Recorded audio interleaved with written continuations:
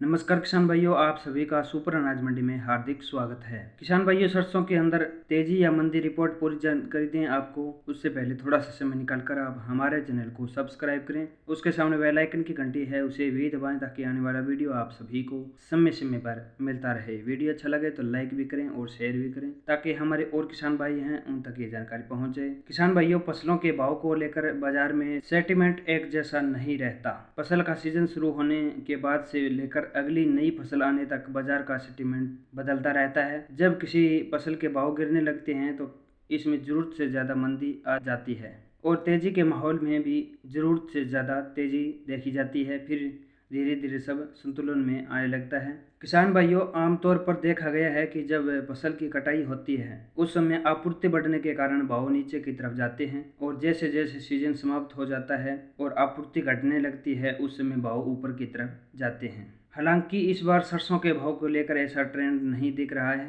वजह है विदेशी बाजारों से आ रहा दबाव। भारत में 60% से ज़्यादा खाद्य तेल विदेशों से आयात होता है, इसलिए खाद्य तेलों का भाव विदेशी बाजारों में चल रहे घटनाक्रम से प्रभावित होना लाजमी है। यही बड़ा कारण है कि भारतीय बाजारों में सरसों के फंडामेंटल मजबूत होने के बावजूद भी सरसों के भाव बढ़ नहीं पा रहे। एक तो विदेशों से ज़्यादा सप्लाई का दबाव आ रहा है, दूसरी तरफ सरकार भी घरेलू बाजार पर सख्ती नज़र बनाए हुए है और हर हफ्ते तेल तिलहन के भाव की समीक्षा कर रही है। वायदा बाजार में सरसों को बहुत पहले ही बाहर कर दिया गया था और सरसों पर बहुत दिनों से स्टॉक लिमिट को जारी रखा हुआ है। आए दिन छापेमारी चलती रहती है जिस कारण बाजार पर दबाव और बढ़ रहा है। किसान भाइयों, इंडोनेशिया की तेल को लेकर गलत नीतियों ने तेल तिलहन के भाव को बटादार कर दिया है। पाम तेल के निर्यात पर 3 हफ्ते के बैन के बाद इंडोनेशिया में स्टॉक इतना बढ़ गया है कि भाव अभी तक नहीं संभल पा रहे हैं। डॉलर के मुकाबले मलेशिया की कमजोरी होती करेंसी भी भारतीय खाद्य तेल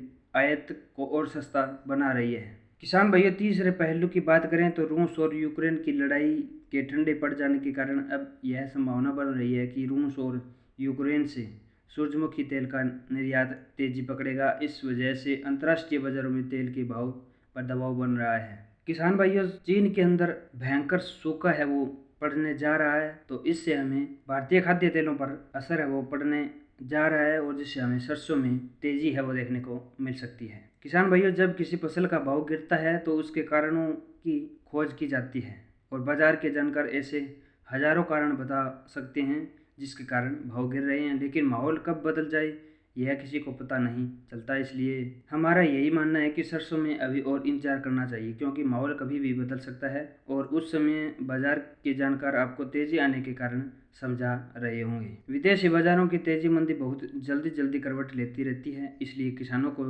ज़्यादा उतावला नहीं होना चाहिए। अगर आपने सरसों का स्टॉक करने का रिस्क उठा ही लिया है तो थोड़ा सा इंतजार और करना तो बनता ही है क्योंकि नई फसल आने में अभी लंबा समय बचा हुआ है। बाकी किसान भाइयों, व्यापार अपने विवेक से करें क्योंकि आपका नफा और नुकसान आप हमसे बेहतर जानते हैं। किसान भाइयों, सरसों के अंदर हमें आने वाले समय में धीरे धीरे सुधार की तरफ बढ़ेगा और यहाँ से सरसों में हमें तेजी ही देखने को मिलेगी। सरसों में ज़्यादा बड़ी तेज़ी के लिए हमें थोड़ा सा इंतजार है वो करना पड़ सकता है। उम्मीद है आपको ये जानकारी अच्छी लगी तो वीडियो को लाइक करें, हमारे चैनल को सब्सक्राइब करें, उसके सामने बेल आइकन की घंटी है उसे भी दबाएं ताकि आने वाला वीडियो आप सभी को समय समय पर मिलता रहे।